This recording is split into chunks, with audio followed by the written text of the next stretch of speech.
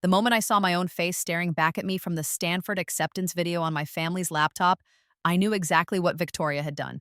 Again, my hands trembled as I watched my sister, my identical twin, beam at the camera in what was supposed to be my dorm room, wearing what was supposed to be my college sweatshirt, living what was supposed to be my life. The video was dated 3 months into the future from where I stood now in my childhood bedroom, 17 years old again with a second chance burning in my chest like a coal. Victoria Chen accepted to Stanford University, the caption read. But Victoria Chen hadn't taken the SAT. Victoria Chen hadn't written those application essays. Victoria Chen had barely maintained the 3.0 GPA while I'd killed myself for a 4.0. I had. And in my previous life, I'd been too dead to do anything about it. This time, I had evidence. This time, I had time.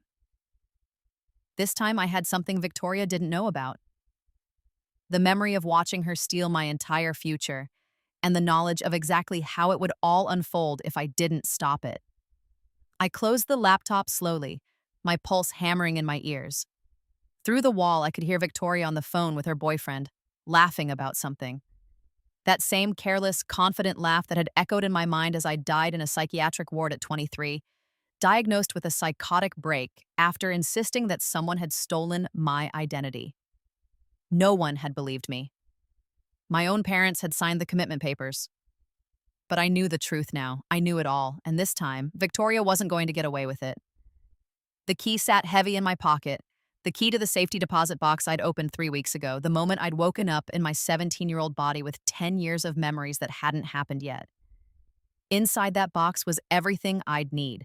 Copies of my original applications, my handwritten essay drafts with my fingerprints and DNA on them, time-stamped files, and most importantly, the hidden camera footage I'd been collecting of Victoria's every move. I'd spent my first life being the perfect daughter, the brilliant student, the selfless sister. I'd spent it being invisible while Victoria shone. I'd spent it being gaslit into insanity while she lived my dreams. This life would be different. This life, I would watch her burn. The abuse started when we were 7 years old, though I didn't have a name for it then. Victoria and I were identical twins, born 4 minutes apart. She came first, screaming her way into the world with the kind of determination that would define her entire existence. I followed quietly, nearly lost in her shadow even in the womb. Our parents, Michael and Patricia Chen, had built their entire lives around the concept of excellence. My father was a renowned surgeon, my mother, a former concert pianist turned ruthless corporate lawyer. They didn't just want successful children, they demanded them, but they'd only ever planned for one. When Victoria emerged first, something in my mother's mind simply decided. She would be the chosen one, the heir, the success story, and I would be the support system. It wasn't explicit at first. It was in the small things, how Mom always picked up Victoria first when we both fell, how Dad's eyes tracked Victoria's accomplishments while mine went unacknowledged, how every achievement I made was followed by a casual demo. Well, Victoria did that when she was younger, even when it wasn't true. By the time we were 10, the pattern was set. Victoria got piano lessons with a master teacher. I got YouTube tutorials.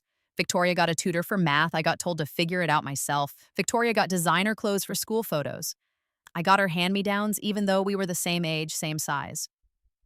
"You're the responsible one," Mom would say, as if that explained why I was doing Victoria's chores while she was at soccer practice. "You don't need as much attention." What they meant was, you don't deserve it. I learned to be invisible. I learned that love in our family was a finite resource, and Victoria had claimed all of it. So I stopped trying to compete for affection and started competing with myself. I threw everything into academics because that was something I could control. While Victoria partied and dated and lived the teenage dream our parents bankrolled, I studied. I worked. I perfected myself. By junior year of high school, the gap between us was massive. My GPA was 4.0. Hers was 2.8. I was ranked third in our class of 400. She was ranked 287th. I'd won state science fairs, math competitions, and essay contests.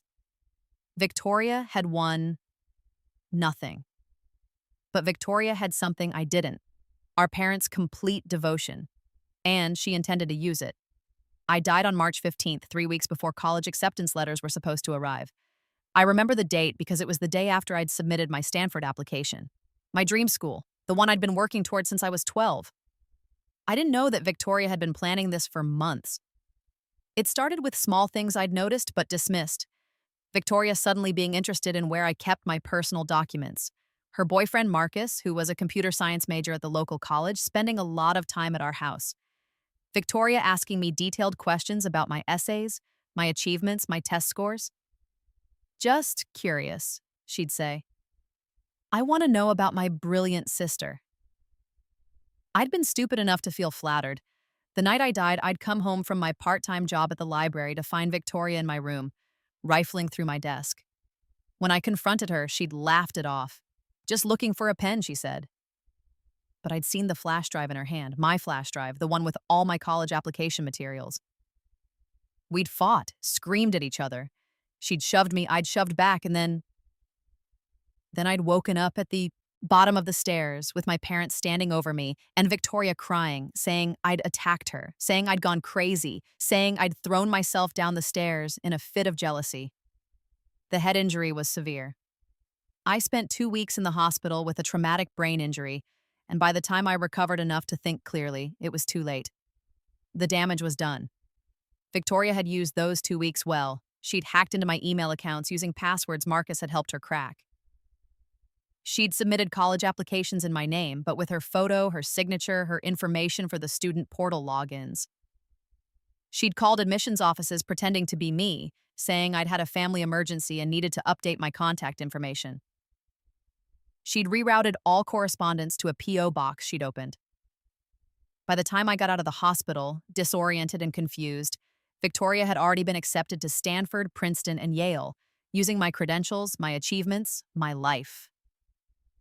When I tried to tell people what happened, no one believed me. The head injury had given her the perfect cover story. I was confused, they said, traumatized, suffering from delusions brought on by the accident. Honey, Victoria earned those acceptances fair and square, my mother had said, her hand cold on my shoulder. You need to accept that she's the successful one. Maybe you hit your head harder than we thought. I'd tried to prove it. I showed them my essay drafts, my notes, my work. But Victoria had been thorough. She'd destroyed or hidden everything she could find, and what remained she claimed I'd plagiarized from her. She's always been jealous of me, Victoria told our parents, tears streaming down her face in a performance worthy of an Oscar. Ever since we were little. I think the stress of college admissions broke something in her mind. They believed her. They always believed her. I spent the next 6 years in a spiral of psychiatric institutions, medications that turned my brain to fog, and therapists who were convinced I was experiencing a psychotic break brought on by sibling rivalry and academic pressure. My parents had me declared mentally incompetent. They took control of my finances, what little I had. They isolated me from anyone who might listen. Meanwhile, Victoria lived my life. She went to Stanford, my Stanford. She used my scholarship money. She networked with my professors. When she struggled with the actual coursework because she hadn't earned that acceptance and didn't have the skills to back it up, my parents hired private tutors and pressured professors to give her extensions. She graduated with my degree, got hired at my dream company using my resume, built my career. And I rotted in institutions, drugged and discarded until at 23 I gave up. I stopped eating, stopped fighting, let myself fade away in a cold, white room that smelled of disinfectant and defeat. The last thing I remembered before dying was Victoria's face on a magazine cover. 30. Under 30, tech innovator Victoria Chen's meteoric rise. My rise, my accomplishments, my life. Then I opened my eyes and I was 17 again, 3 months before the accident, with every memory intact. The universe had given me a second chance. I wasn't going to waste it. The first thing I did after waking up in my teenage body was cry. I cried for an hour, locked in the bathroom, processing the impossible reality that I'd somehow been granted a do-over. The second thing I did was plan. I had 3 months before Victoria would make her move. 3 months to collect evidence, build an airtight case, and make sure that this time, when I exposed her, everyone would believe me. But I had to be smart. In my previous life, I'd confronted her directly, and she'd used that confrontation to paint me as unstable. This time, I would be strategic. patient. I would let her think she was winning right up until the moment I destroyed her. The turning point came on a Friday night, 2 weeks after my rebirth, when Victoria left her laptop open while she went to take a shower. I'd been waiting for this moment. I knew from my previous life that she was careless with her devices, overconfident in her ability to hide her tracks. I had 15 minutes, maybe 20. My hands moved with practiced efficiency, guided by the knowledge of exactly where she'd hidden everything. I installed a keylogger program that Marcus had ironically taught me about in my previous life, one that would record every keystroke, every password, every incriminating message. I cloned her hard drive onto an external drive I'd purchased with money I'd saved from my library job. I photographed every document, every conversation, every piece of evidence I could find. But the real treasure was in her messages with Marcus. "Are you sure this will work?" Victoria had written 3 weeks ago in this timeline. "Trust me," Marcus had replied. "We'll wait until she has that accident you're planning. Then while she's out of commission, we make the switch. Use her credentials, her essays, everything.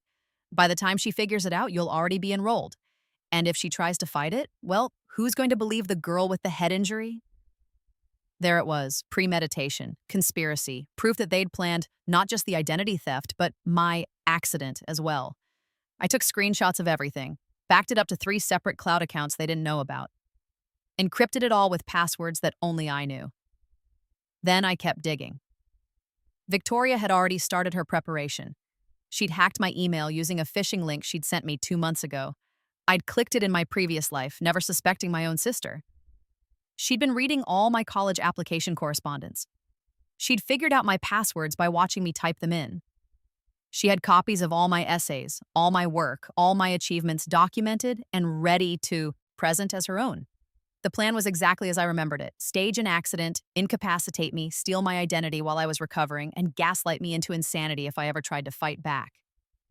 But this time, I had something she didn't: foreknowledge and preparation. I spent the next 6 weeks being the perfect, unsuspecting victim. I went to school, worked on my applications, and let Victoria think she was successfully spying on me. I documented everything she did, every time she accessed my accounts, every message she sent to Marcus, every step of her plan. But I also made changes she didn't notice. I created backup accounts she didn't know about. I submitted my actual applications through channels she wasn't monitoring. I made encrypted copies of everything and stored them in that safety deposit box at a bank across town. Most importantly, I changed my passwords. But I did it slowly, one at a time, making it look like routine security updates rather than a defensive measure. And for each account, I created a fake version that I let her continue to access, feeding her false information while my real work continued in secret. I also started building my defense team. I couldn't go to my parents. They'd proven in my previous life that they'd choose Victoria over truth. But I could go to others.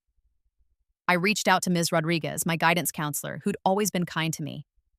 I scheduled regular meetings to discuss my college applications and, carefully, subtly, mentioned that I was concerned about identity theft and wanted to make sure my applications were secure. I asked her to keep personal copies of my documents just to be safe. "That's very prudent," she'd said, not knowing that I was building an alibi and a paper trail. I contacted the admissions offices at my top choice schools using a new email address and phone number, explaining that I was concerned someone might try to impersonate me. I sent them certified copies of my identification, my fingerprints from a volunteer program I joined, and voice recordings verifying my identity. I befriended a forensic computer science teacher at the community college who ran a weekend program on cybersecurity. I learned everything I could about digital forensics, always framing my questions as academic interest. He taught me how to preserve evidence, how to document chains of custody, how to make sure nothing I collected could be dismissed in court, because I wasn't just planning to expose Victoria, I was planning to prosecute her. And then, on March 15th, the day I died in my previous life, everything came to a head. I knew exactly how it was supposed to happen. Victoria would pick a fight with me after dinner. During the argument, she'd push me toward the stairs, making it look like an accident when I fell. My parents would be conveniently out of the house at one of Dad's hospital fundraisers. It would be my word against hers, and she'd already set up a narrative with our parents that I'd been acting jealous and unstable. But this time, I was ready. I'd installed cameras, Tiny, hidden cameras in every corner of the house that Victoria didn't know about. I'd been documenting her behavior for weeks, her sneaking into my room, her copying my work, her conspiring with Marcus. Everything was recorded, time-stamped, and backed up to the cloud. I'd also made one crucial change. I told my parents I wasn't feeling well and asked if they'd mind if I stayed home from the fundraiser.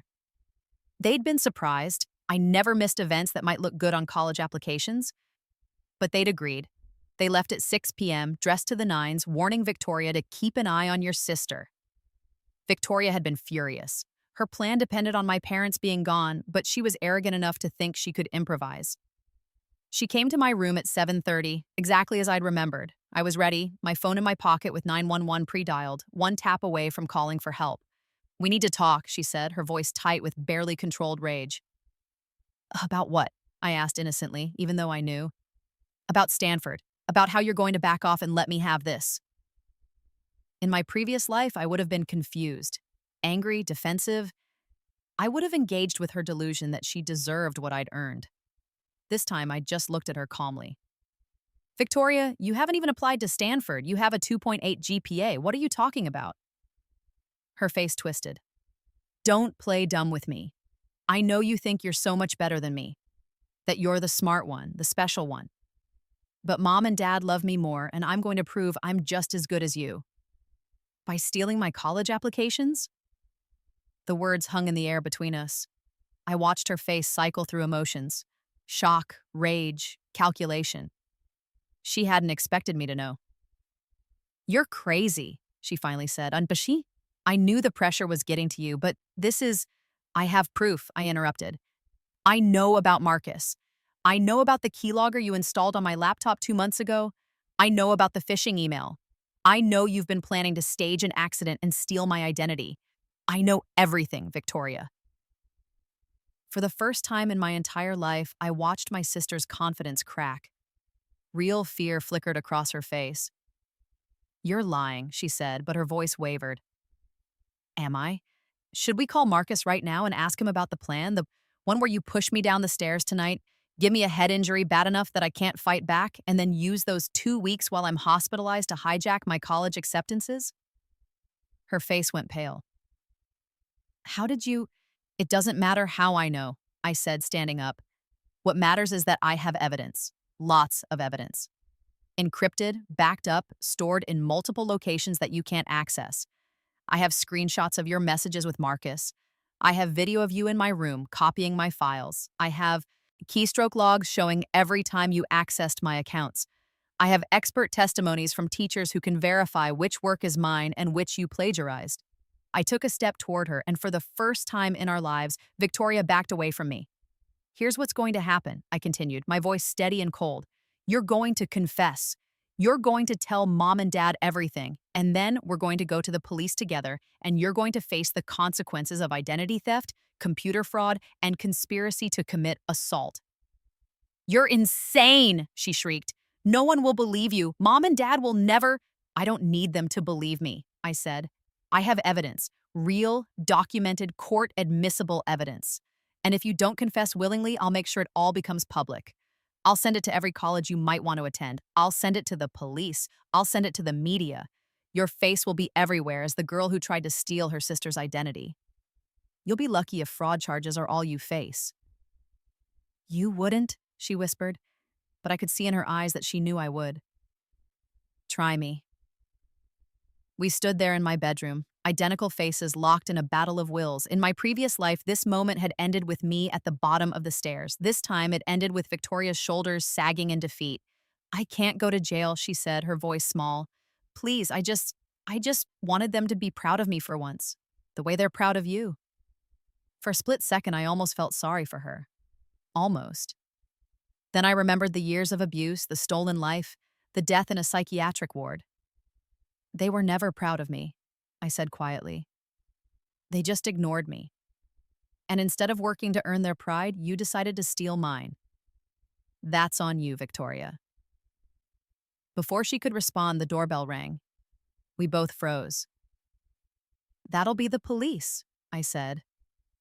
I called them 20 minutes ago. I told them my sister had been making threats and that I had evidence of a planned assault and identity theft. They're here to take a statement. Victoria's eyes went wide with panic. What? You didn't!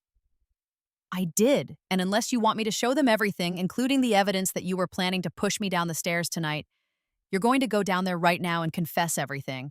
Maybe if you're cooperative, they'll go easier on you. The doorbell rang again, more insistent this time. You have 10 seconds to decide, Maimunda said. Either you walk down there and tell the truth or I do it for you. But one way or another, this ends tonight. Victoria looked at me with pure hatred. But behind the hatred, I saw something else. The dawning realization that she'd lost. That her perfect plan had been dismantled before it even began.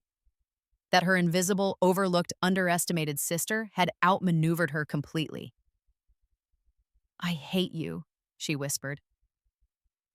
I know, I said.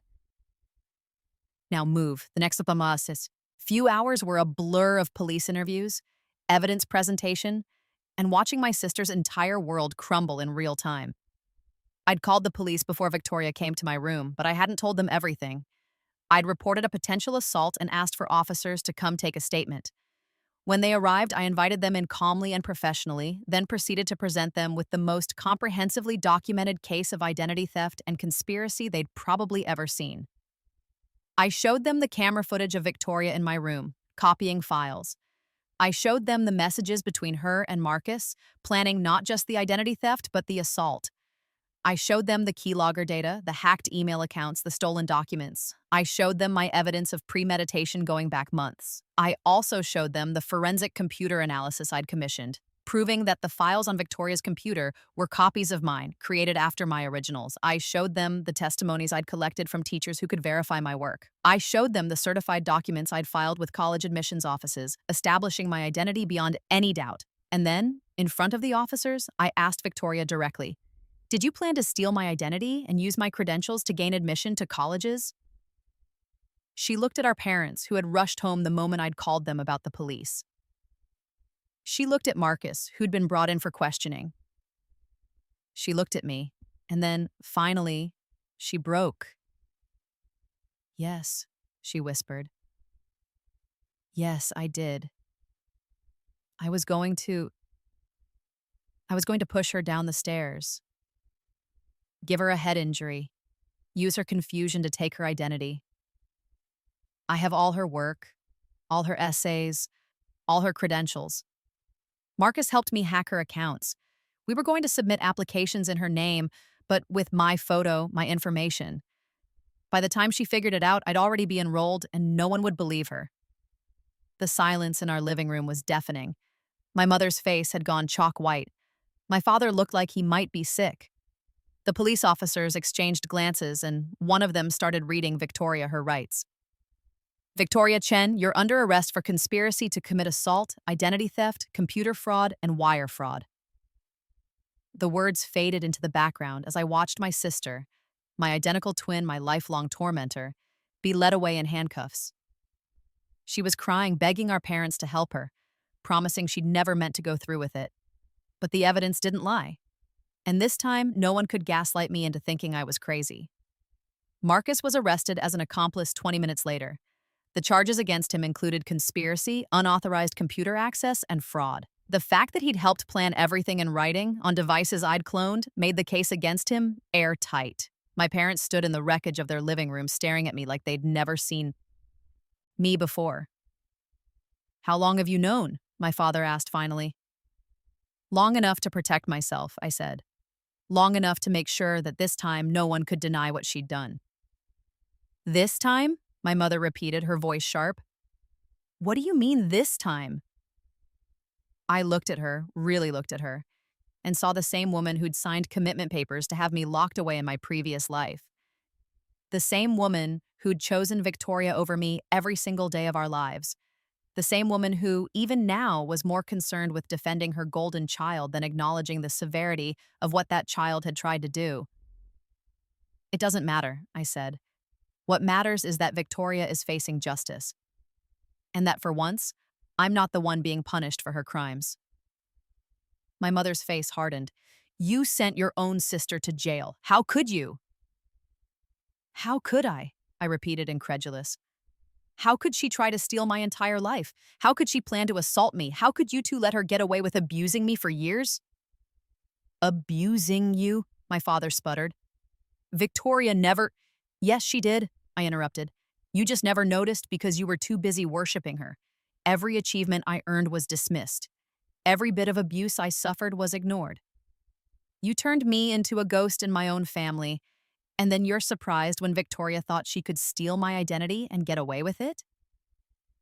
That's not fair, my mother said, but her voice lacked conviction. No, I agreed. It's not, but it's true. I walked to the door, my bag already packed. I'd planned this part too. I'm staying with Ms. Rodriguez for a while. She's agreed to be my guardian until I turn 18. I've already filed for emancipation.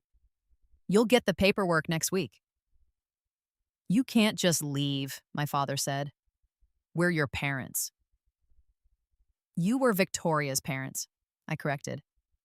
You tolerated me. There's a difference.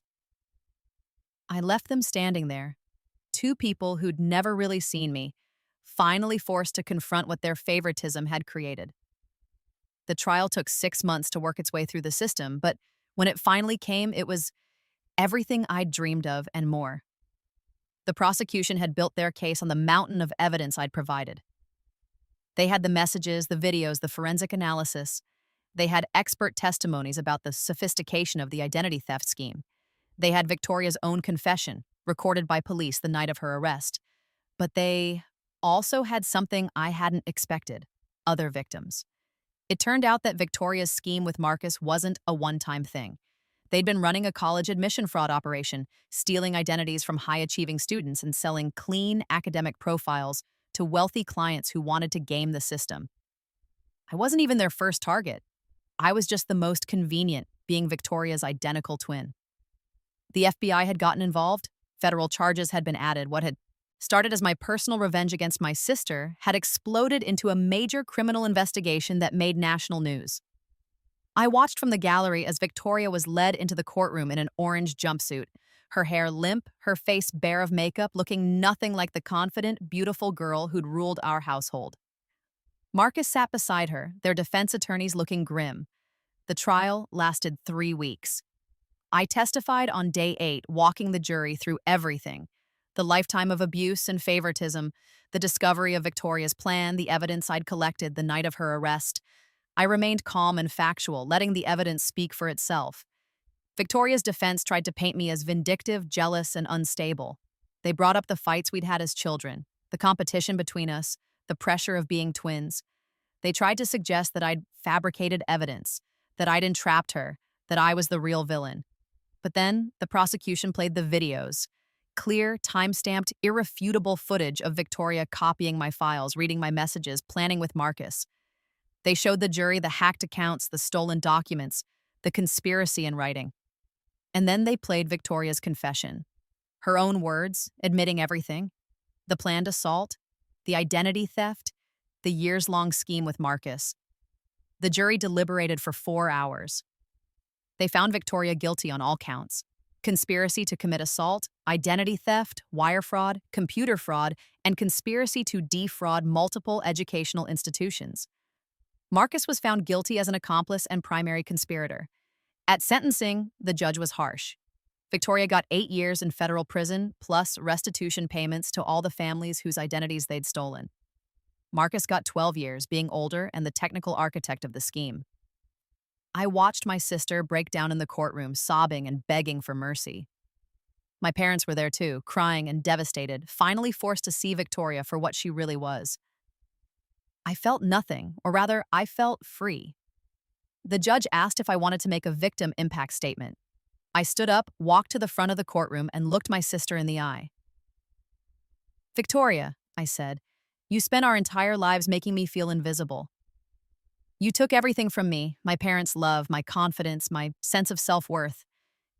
And when that wasn't enough, you tried to take my identity, my future, my dreams. In another life, you succeeded. You stole everything, and I died forgotten and insane in a psychiatric ward. Victoria's face went pale. My parents looked confused. They didn't understand the reference to another life, but Victoria seemed to understand on some level.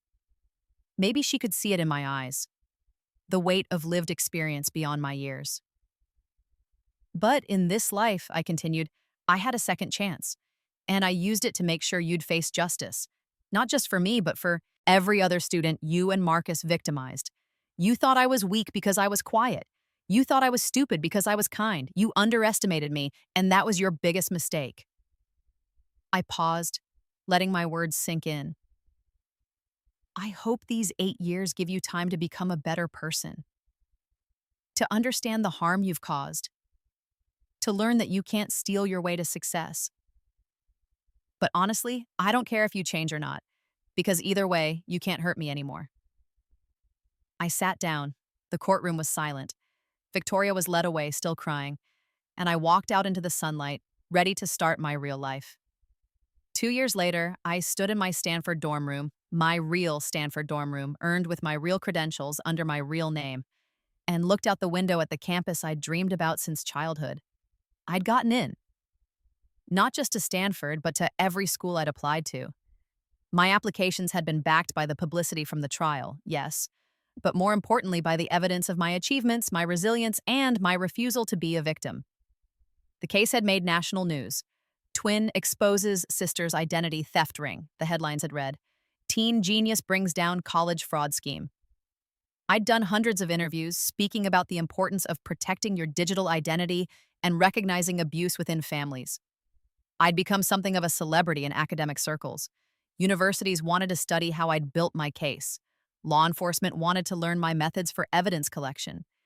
Advocacy groups wanted me to speak about sibling abuse and educational fraud. But more than any of that, I'd become free. My parents had tried to reconcile after the trial. They'd shown up at Ms. Rodriguez's house where I'd been living with apologies and tears. But their apologies rang hollow. They weren't sorry for the years of neglect. They were sorry they'd been exposed. They weren't apologizing to me. They were apologizing to the idealized version of themselves they'd believed they were. I'd accepted their apology but declined their relationship. They'd chosen Victoria every day of my life until the law forced them to see me. That wasn't love, and I didn't need it anymore. Instead, I'd built my own family. Ms. Rodriguez had become my legal guardian and then, unofficially, my adopted mother. She came to my Stanford orientation, helped me move into my dorm, cried with pride at my achievements. She loved me not because we shared DNA, but because she saw me, really saw me. I'd also reconnected with extended family members who'd been pushed away by my parents over the years. My maternal grandmother, who I'd barely known, turned out to be a fierce, brilliant woman who'd cut contact with my mother years ago over her treatment of me. She'd heard about the trial and reached out, and we'd formed a bond I never thought I'd have. My college experience was everything I'd dreamed of and more. I was studying computer science and law, planning to specialize in cybersecurity and digital forensics. The skills I'd taught myself to catch Victoria had turned into a passion and a career path. I'd already been offered internships at the FBI and several major tech companies. But the best part wasn't the success or the opportunities or even the validation. The best part was the peace. I woke up every morning without fear, without waiting for the other shoe to drop, without wondering when my family would hurt me next. I was surrounded by people who valued me, supported me, and most importantly, saw me as I really was. Victoria was still in prison. I'd heard through the big grapevine that she wasn't doing well, that prison had been harsh on someone who'd lived their entire life as the golden child.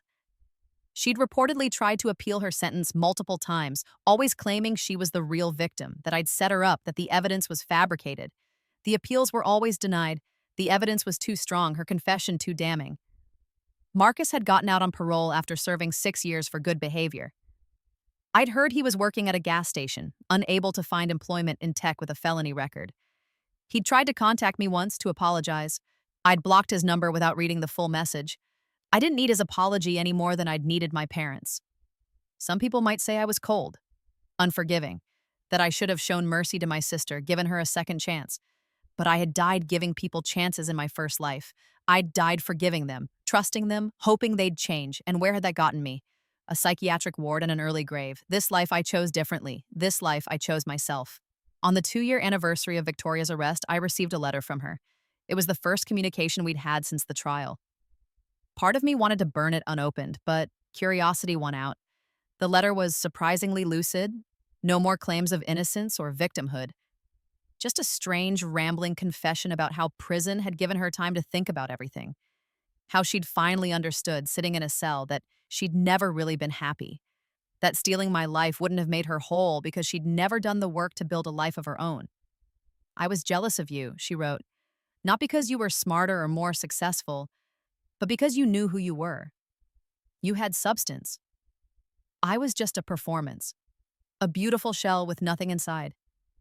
And I thought if I took your achievements, your identity, I'd finally feel real." She asked for forgiveness. She said she understood if I couldn't give it. She said she hoped I was happy. I read the letter twice, then put it in a drawer, not to treasure it or return to it, but simply to acknowledge it existed. Maybe someday I'd forgive her, maybe not. But it didn't matter anymore. Her redemption or lack thereof wasn't my responsibility. My responsibility was to the life I'd built, the person I'd become, and the future stretching out before me full of possibilities. I had won. Not just the trial, not just the college admissions, not just the vindication. I had won my life back, my identity, my freedom, and that was the sweetest victory of all. 5 years after Victoria's arrest, I graduated from Stanford with dual degrees in computer science and law. I was recruited by the FBI's cybercrime division before I'd even finished my final exams. My expertise in digital forensics and identity theft had made me one of the youngest specialists in the field. I'd helped take down 3 more identity theft rings during my time at Stanford using the skills I'd developed catching Victoria. Each case brought justice to victims who, like me, had been told they were crazy, paranoid, or mistaken. Each case proved that victims deserved to be believed. My story had become a case study in law schools and criminal justice programs. The Chen case, they called it, a perfect example of how victims could protect themselves and bring perpetrators to justice even when traditional support systems failed them. But the professional success, while satisfying, wasn't what mattered most. What mattered was that I'd created a life entirely my own. A life built on truth rather than theft, on effort rather than exploitation. I'd fallen in love with a fellow Stanford student, Daniel, who knew my whole story and loved me anyway. Not the sensationalized version from the news, but the real me, scarred, strong, and still learning to trust. We were taking it slow, building something genuine. I'd published a book about my experience titled Invisible: How I Survived Family Abuse and Exposed Identity Theft.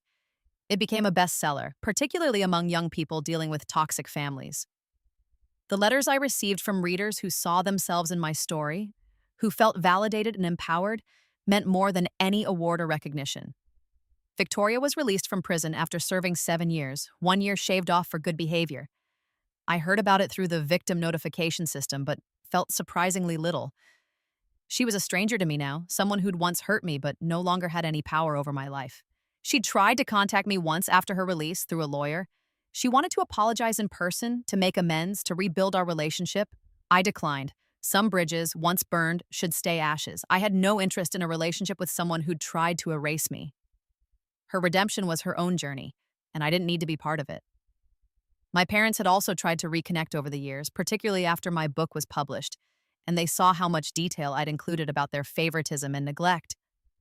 They claimed I'd exaggerated, that they'd loved us both equally, that I was being unfair. I'd sent them a simple response.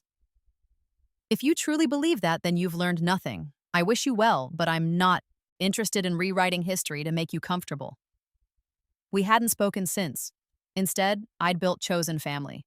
Ms. Rodriguez, who'd walked me down the aisle at my small wedding ceremony. My grandmother, who'd become one of my closest confidants. Friends who'd proven their loyalty through years of genuine support.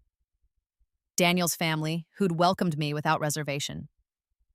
I stood on the balcony of my apartment in Washington, D.C., where I'd moved for my job with the FBI, and thought about the girl I'd been.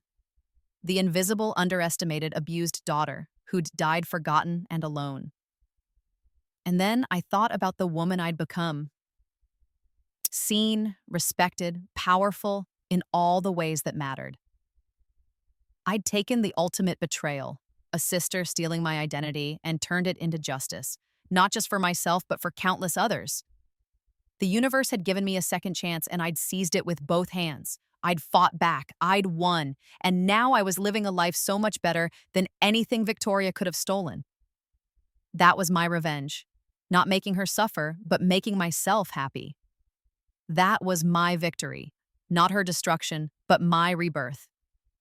I had started this life as a victim, reborn into a nightmare. I ended it as a survivor, architect of my own destiny, living a dream too authentic to ever be stolen. My sister had tried to erase me. Instead, I'd become unforgettable. And that, I thought as I watched the sun set over the city I now called home, was the best possible ending I could have written.